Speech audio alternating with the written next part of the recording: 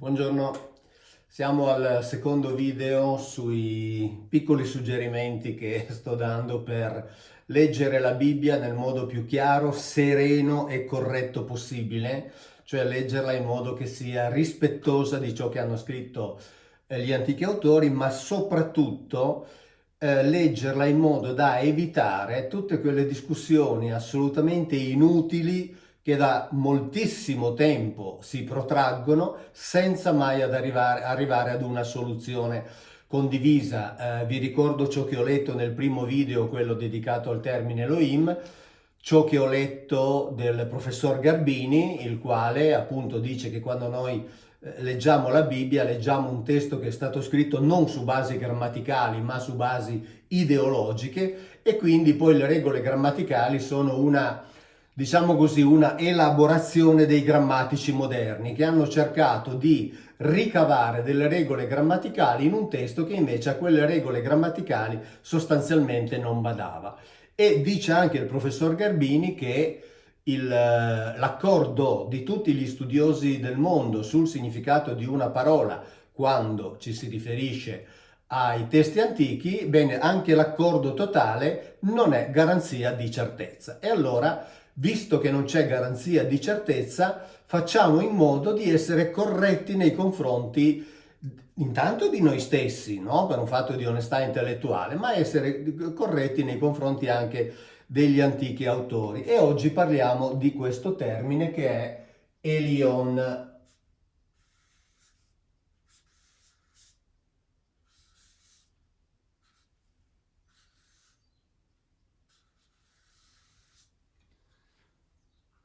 Elion. Sgomberiamo subito il campo da un possibile equivoco che deriva dall'assonanza, perché sapete che il termine di cui abbiamo parlato l'altra volta è Elohim. Quindi Elion e Elohim potrebbero sembrare due termini derivanti dalla stessa radice, invece ricordiamoci che la radice Elohim deriva dalla radice El, quindi qui c'è una Ain, qui c'è una Aleph, e quindi sono due radici completamente diverse. Ora, il termine Elion è un termine che indica lo stare sopra. È un aggettivo, poi lo vedremo nei particolari, così come probabilmente ricordate che Elohim e Teoi, quando ne parlo nei video dedicati ai rapporti tra Bibbia e Omero, sono termini che indicano delle funzioni di individui, cioè non identificano purtroppo gli individui che non sappiamo chi sono. Quindi, mentre ad Elohim vengono attribuiti tutta una serie di significati, ad Elion viene attribuito il significato di altissimo. Quindi tutte le volte che voi nella Bibbia trovate l'altissimo, in realtà in ebraico c'è questo termine qui, Elion. Ora, altissimo è un superlativo assoluto. Elion non è un superlativo. Quindi già questa traduzione ci dà l'idea di come ci sia una forzatura nel passaggio da una lingua all'altra, una forzatura assolutamente ingiustificata. Vi parlavo di incertezze. Vi faccio un esempio talmente semplice che già sarebbe sufficiente, poi però insomma argomentiamo un pochettino di più. Nella enciclopedia della Bibbia, scritta soltanto da, chiamiamoli così in termini semplici, super specialisti, ed è un'enciclopedia per specialisti, c'è scritto El Elyon, Dio supremo adorato dal sacerdote Melchizedek, ed è questo termine indizio di una tendenza monoteista. Quindi enciclopedia cattolica, Elion, indizio di una tendenza monoteista. Uno dei massimi esegeti ebrei, professor Emanuel Tov, nella sua analisi critica del testo dell'ebraico biblico, nella edizione del 2001, vi dico anche a pagina 269, dice che Elion, El e Yahweh non sono vari modi per indicare il Dio di Israele, ma corrispondono in realtà a tre individui diversi. Quindi, tendenza monoteistica, 3 individui diversi.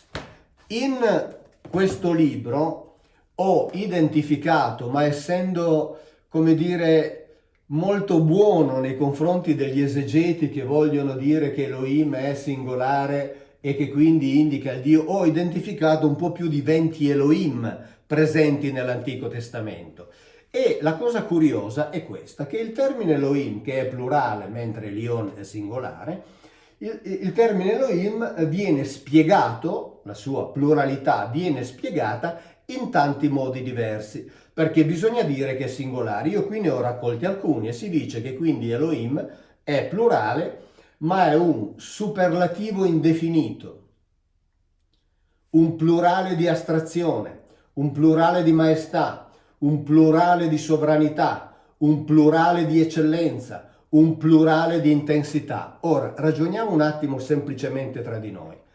Se si dice che Elion è l'Altissimo, secondo voi, secondo noi che stiamo facendo ragionamenti a mente libera, tutti questi plurali, superlativo in ebraico, superlativo indefinito, plurale di astrazione che quindi indica una maestà indefinibile di Dio, andrebbe applicato a questo oppure a questo, visto che questo è quello che sta sopra tutti gli altri? Ma è ovvio, andrebbe applicato a questo, perché è lui che sta sopra. Quindi se c'è un termine che meriterebbe, qualora fossero vere queste regole elaborate dai grammatici moderni, meriterebbe questo tipo di trattamento, cioè l'utilizzo di un plurale di astrazione, di maestà, di sovranità, di eccellenza, è proprio Elion. Ebbene, Elion nella Bibbia non ha mai il plurale, meno che mai questi plurali qui. Quindi già questo ci dà delle indicazioni molto precise.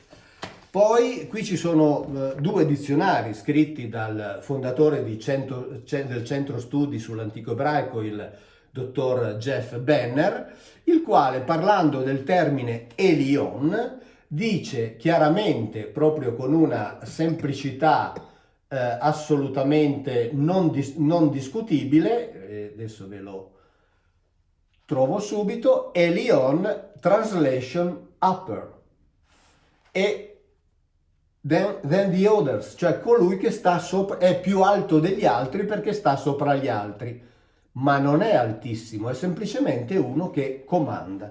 E sempre, questo è un altro dizionario dove si parla delle origini, della evoluzione dei segni della lingua ebraica, e lui dice chiaramente che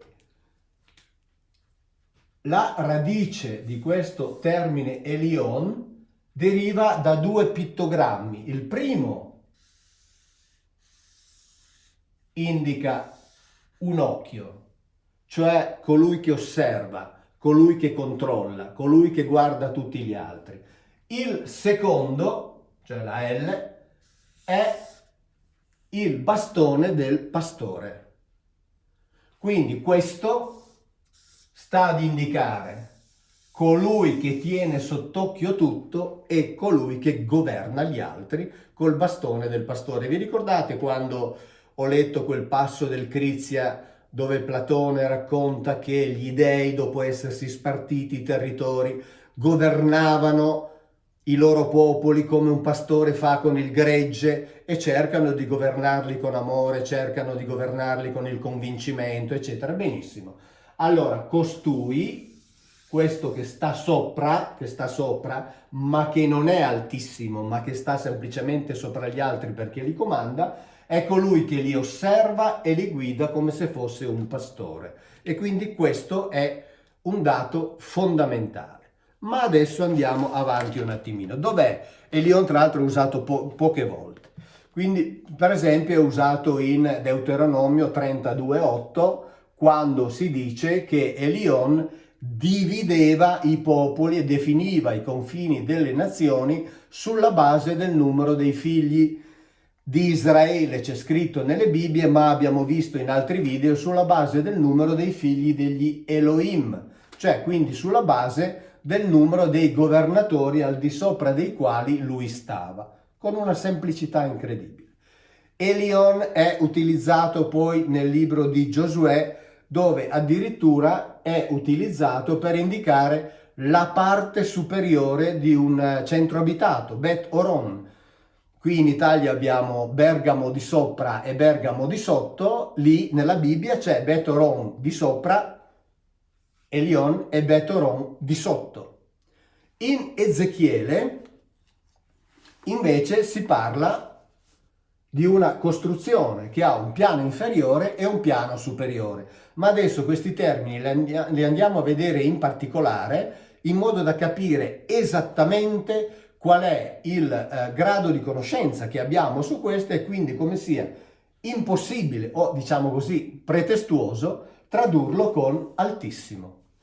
Ecco, questo è il primo degli esempi di Elion che vi voglio far vedere. Questo è un lavoro di analisi comparato, un lavoro abbastanza complesso, purtroppo non lo trovate in rete perché è un lavoro che fatto per gli studiosi e diciamo bisogna comprarselo per chi è veramente interessato a fare delle traduzioni con delle analisi comparate, che sono quelle che faccio per parlarvi di singoli temi. Ecco, qui abbiamo il termine Elion e come vedete questo termine Elion è chiaramente indicato come aggettivo maschile singolare assoluto. Avete visto? Lo rivediamo. Vedete, aggettivo maschile singolare assoluto. Passiamo all'altro esempio di Elion e andiamo nel libro di Giosuè, andiamo al capitolo 16 nel versetto 5 dove di nuovo c'è il termine Elion, ma qui la cosa interessante è proprio questa. Intanto che Elion, come vedete, nuovamente è indicato come aggettivo maschile singolare assoluto, ma qui indica chiaramente che, come lo potete leggere anche in una delle traduzioni qui sotto, fino a Bet Oron di sopra, cioè fino a Bet Oron e poi Elion indica semplicemente di sopra, cioè non ha nulla a che vedere con quel superlativo assoluto che viene utilizzato per indicare l'altissimo. Quindi vedete chiaramente che questo è un utilizzo molto concreto dell'aggettivo Elion. E poi andiamo ancora ad un terzo esempio, andiamo ad Ezechiele. Ecco, qui siamo in Ezechiele 41,7 dove vediamo addirittura un terzo tipo di utilizzo del termine Elion. Intanto, come vedete nel solito quadratino che compare, vedete che è un aggettivo femminile singolare, perché qui si parla di una costruzione, di un edificio e si dice che dalla parte inferiore si sale sopra alla parte superiore ed è proprio questo il significato di Elionà, che ha addirittura qui la desinenza del femminile e qui ha l'articolo. Quindi, come per gli altri due esempi, qui siamo di nuovo ad un utilizzo molto concreto. Si parla di un piano superiore di una casa, di un edificio, di una costruzione. Assolutamente, ancora una volta, nulla a che vedere con il superlativo, meno che mai con il superlativo assoluto. Ma su questo termine qui, Elionà, e sulla sua desinenza femminile, adesso voglio farvi un esempio perché capite, quando si parla di queste cose bisogna essere molto semplici, perché bisogna che veramente tutti noi possiamo capire come il significato della Bibbia possa avere una sua valenza concreta al di là di tutte le interpretazioni che possono essere date.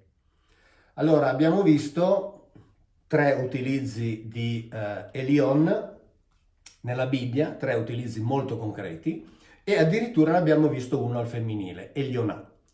Quindi Elion con il famoso plurale di astrazione, che sarebbe adattissimo se quella regola fosse valida, invece viene applicata a Elohim perché? Perché Elohim ha la desinenza plurale, quindi bisogna inventarsi una spiegazione. Elion non ha la desinenza plurale, usata in questo modo, quindi non c'è bisogno di inventarsi una spiegazione, ma ricordate all'inizio vi ho letto l'esegesi del professore Manuel Tobi, il quale dice sono persone diverse, individui diversi, quindi questo già di per sé indica che questo è uno e questi, cioè gli Elohim, sono sono tanti. Quindi su questo non ci dovrebbe essere discussione, ma c'è discussione. Come sapete, questi video, questi piccoli video che sto facendo, sono proprio finalizzati ad evitare ogni discussione. In Ezechiele 41 abbiamo visto che Elion ha la desinenza del femminile, Elionà, perché indica la parte superiore di una costruzione. A me viene da fare un esempio molto semplice. Chi è che regna in Inghilterra? Una Elionà, cioè una che sta sopra tutti gli altri, cioè una che osserva e cerca di, per quanto le consente la Costituzione, guidare il suo popolo come farebbe un pastore. Bene, il problema è che sia per Elohim che per Elion stiamo parlando di aggettivi, cioè stiamo parlando di epiteti, di un qualcuno. Quindi se noi diciamo che al di sopra, cioè a governare sull'Inghilterra c'è una Elionà, bene, prendiamo atto che c'è una che sta sopra, ma finché non diciamo che è Elisabetta II, noi non sappiamo chi è che governa l'Inghilterra, è una che sta sopra. Qui è esattamente, purtroppo, la stessa cosa, cioè Elion, quando è riferito a colui che comanda gli Elohim, così come per gli Elohim, non viene definito individualmente, se ne definisce soltanto la funzione.